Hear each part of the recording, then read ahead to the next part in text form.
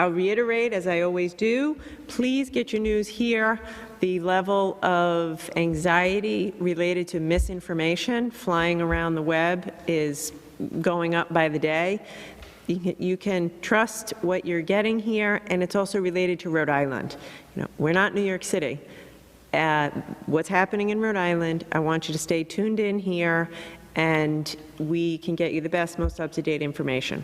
Today, I'm reporting that we have 8 new cases of coronavirus here in Rhode Island for a total of 132 cases. And as per usual, in a few minutes, I'll turn this over to Dr. Nicole Alexander-Scott. I want to start today with some good news, which is that the federal government and the Congress reached a deal in the early hours of this morning for a $2 trillion federal stimulus package. I would say this is a good day in our collective fight against the coronavirus.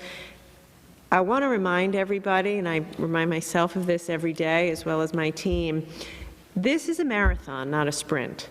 The fight against coronavirus is absolutely a marathon. It doesn't mean we're going to be living the way we are for months, but it does mean that we're told that a virus is a year away, which means we have to be preparing for the long haul. And there's going to be a lot of ups and downs. Every day or within a day, there will be ups and downs. This is a definite up, a $2 trillion stimulus package, unprecedented in its size, scale, and scope, and done in a very short order, is a good day in the fight. And so I have to say, this would not have happened without the hardworking members of Rhode Island's federal delegation. So I have to say thank you on behalf of a grateful Rhode Island to Senators Reid and Whitehouse and Congressman Langevin and Cicilline. It wouldn't have happened without you guys. And so, again, on behalf of a grateful Rhode Island, I want to say thank you. It's extraordinary. They've all been working hard. They've been working around the clock in D.C., and they delivered. They delivered for Rhode Island. So thank you to all 4 of you. I have to say a special thank you to Senator Jack Reed. Jack has been in the meetings with Treasury Secretary Mnuchin. He has been really incredibly active. On a personal note, I have to say thank you. I call him or talk to him 6 times a day. I began my day today with an early morning text from the senator delivering the good news. And so, again, on behalf of Rhode Island, thank you, Senator Reid, for your heroism and for getting Rhode Island the help that we need. And we're going to do everything we can to get that money on the street in the pocketbooks of Rhode Islanders as fast as we can. Because the deal came together in the early morning hours, I think the final vote was taken at 2 o'clock this morning. We're still working through the details, and I will have more details tomorrow on exactly what's in the bill. We do know that in total there's $1.25 billion of aid coming to the state of Rhode Island. Again, because of the hard work of our federal delegation, there's a kind of a small state minimum. So we receive $1.25 billion of stimulus as part of the $2 trillion package. We don't know everything about the package. We'll know more by tomorrow. But there are a few things that I can share, which, as I say, is welcome news and a relief for the people of Rhode Island. We know that the funding will provide direct support for local businesses, particularly small businesses, particularly small business loans, which are forgivable for businesses that agree to retain their workforce. I hear from small businesses daily. So this is going to be some relief to you, and we're going to get it to you as quickly as we can. It'll provide financial support to Rhode Island hospitals as well as cash payments to middle and low-income Rhode Islanders. Our hospitals are struggling. I had a call yesterday with labor leaders who represent nurses and healthcare workers in hospitals. I hear you. We're going to work with you. I have constant phone calls with the folks running the hospitals. I know It's an incredibly difficult time. So today, again, is a good day because there is a great deal of money in the stimulus package directly focused on hospitals. We're going to get that to you as fast as we can. It also provides more expansive unemployment benefits, and very critically, it's going to provide unemployment benefits to groups of people who are typically not eligible for unemployment insurance. Independent contractors, small business owners, hairdressers. My heart really goes out to you guys. You're the ones who haven't been able to file for unemployment insurance, but yet you're out of work. So again, this is great news. Unemployment insurance type benefits for everyone in Rhode Island, including the independent contractors, folks in the gig economy, et cetera. We're going to get that out to you through the Department of Labor and Training, through the regular process, as soon as we're able to. We all know somebody who's struggling right now. Maybe it's you who've lost your job, maybe it's your husband, your family member. So that's not lost on me. The economic consequences of this are truly devastating, and I know there's a link between the economy and health, and that's why I said yesterday, every meeting I begin, every minute of every day, I'm thinking about how to get people back to work.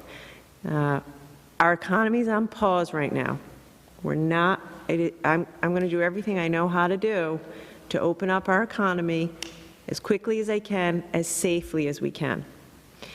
This stimulus is going to help us to bridge the gap between where we are today and when we're fully open again for business. So I woke up today with the early morning text from Senator Reid and felt like a little bit of weight was lifted, and I hope to transfer that to everyone in Rhode Island.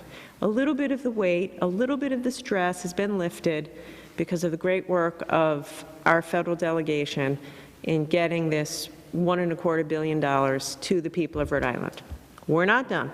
It's a marathon, but in our marathon together, it's a good day. It's a good day in the fight.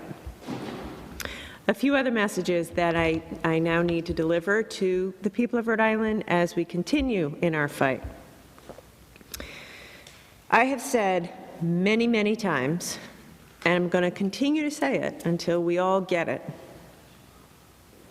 that the best thing we can do to keep each other safe and healthy and frankly alive is to keep ourselves away from other people. This is not natural. It's not the way we're used to living. It's not the way we want to live. But it's going to keep us alive. So I'm going to reiterate, do not put yourself in groups of more than 10 people, period. Don't do it. If you're in a large group, make sure you're distanced, 6 feet between people. I'm getting, and many of you are cooperating, many of you have retooled your businesses, students are learning from home, teachers are doing incredible work. So please understand, I know it's hard, and I'm grateful for what you're doing, and many of you are doing exactly what you need to do to keep us all safe. We are getting way too many reports of big box retail operations that have too many cars in the parking lot, too many people in the stores, and too many people in close proximity in the stores. This is grocery stores, and it's big retail chains and just big box retailers. Now, I have decided, unlike some governors, I've decided to keep them open. First of all, grocery stores we have to keep open because everyone needs to eat, and some of these other big box retailers I've kept open because, as I've said, I want to maintain a semblance of an economy. We want as many people working safely as possible at all times. The only way I can continue to keep these big stores open is if we all try a little bit harder to avoid crowds and avoid being closer to one another. To that end, later today, our Department of Business Regulation will be issuing new guidelines to large retailers. This will include reducing the number of people who can be in a store at the same time. It's also going to include businesses actively counting the number of people inside and enforcing the limits. Customers are going to have to be spaced out from one another, and particularly spaced out if you're in line. We're asking retailers to clean more thoroughly, and to clean more often. And we're also asking retailers to do everything possible to make it easier for people to shop online and just come to the store to pick up what they've purchased, in many cases without even having to go into the store. So I want to make a few comments about this. Later today, the Department of Business Regulation will have these new regulations available and clearly spelled out on their website. We've already been in touch with a lot of the large retailers and chains, so they know what's coming. We're asking a lot of retailers, you're going to have to clean more, you're going to have to enforce this, you're going to have to count the number of people coming in the store at any given time, and make sure that you never have too many people in the store. We're going to monitor it, and I hope it works. I hope it works because I want to keep you open. We're also, like everything we're doing, we're going to have to work out the kinks. I don't expect this will be a flawless operation in the first few days. But I do expect that we're going to work hard at it, and we're going to get there quickly as possible. Now, we're asking a lot of retailers and grocery stores, and I want to thank you already for your cooperation. But we also have to play a role. We, the shopper, the consumer, have to help out. So what am I talking about? If you go to the deli counter and there's a line, come back later. If you go to the grocery store and there's a line, come back later. Sit in your car, wait a little while. The good news is that the grocery stores are, their supply chains are working better now than they were a week ago, so they're going to continue to be able to restock the food faster. Nobody should be hoarding. Nobody should be worried about that. You just go to the store and buy what you need for a week or a few days. You don't need to be stocking up for the month. But please, if you're in the store and you find yourself in a line, you find yourself in a crowd, you shouldn't be doing that. It's not safe for you. It's not safe for your family. It's not safe for the other people in the line. So this is a new system. We're trying it out today. Beginning today, and we'll adjust as we go. I do want to make something very, very clear. We plan to enforce this system. State Police is fully aware. They're in constant contact with the local police departments. We're going to be doing spot checks of big retailers, and we're going to make sure that the lines aren't too long, that there aren't too many people in the store at any one time. If we find that you're not complying, then I'm going to have to do something more extreme. Emergency regulations, greater penalties, closing more stores. And we really don't want to go there. So let's try this new system, and hopefully everyone can get the goods they need, and we keep the stores open. To consumers, please shop online if you can. If there's anything you can do online, please do it. And as always, I'll say please shop online local. The small retailers are really getting hurt. So shop online, local, go to the store just to pick it up if you need to. Yesterday, I want to make another announcement about childcare. Yesterday, I was very pleased to be able to announce that Rhode Island is the first state in the country to have a partnership with a company called Care.com. Care.com is a company, it's an internet company that provides a matching service for people in need of babysitters, child care help, and elder care help. They normally charge a fee for this service, but for the people of Rhode Island, for the next 90 days, that service is free. You can go on care.com, there's a special page for Rhode Islanders, You don't have to pay anything to use the service, and you can search for a babysitter or someone to take care of your elders on the website. At the same time we're launching that as a service for folks who need to work, we're also telling Rhode Islanders to go sign up there to be a babysitter, caregiver, or a caregiver. If you can volunteer your services, then you can sign up as a volunteer. If, like most Rhode Islanders right now, you need to make a little money, sign up and offer your services.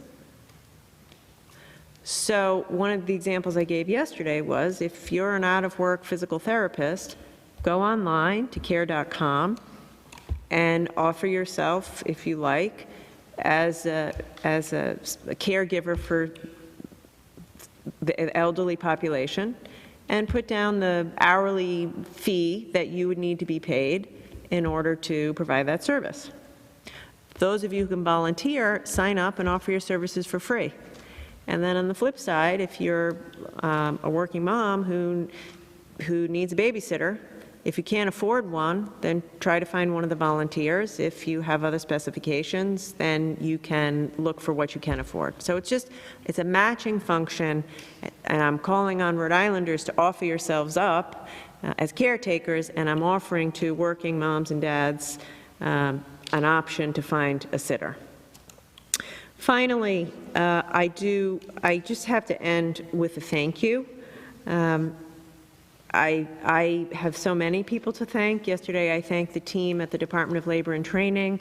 Today, I'd like to thank the folks working at HHS. Particular shout out to the folks at DCYF.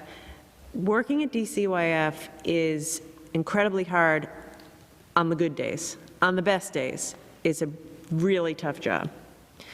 Being on the front lines as a social worker or caseworker in DCYF in the middle of this crisis is indescribably difficult. And you're doing a terrific job. You're doing the best job that you can. So I want to thank you for your service, and I want you to know we're all proud of you and we're grateful for all that you're doing. Similarly, DHS. About a week ago, I announced that we were going to shut down the field offices and do it all remotely. And without incident, Courtney Hawkins has led her team at DHS to do that. Now, food stamps are being paid in a timely fashion, child care is operating in a whole new way and in a safe way, folks are able to access their payment, and we're doing it, by and large, all electronically.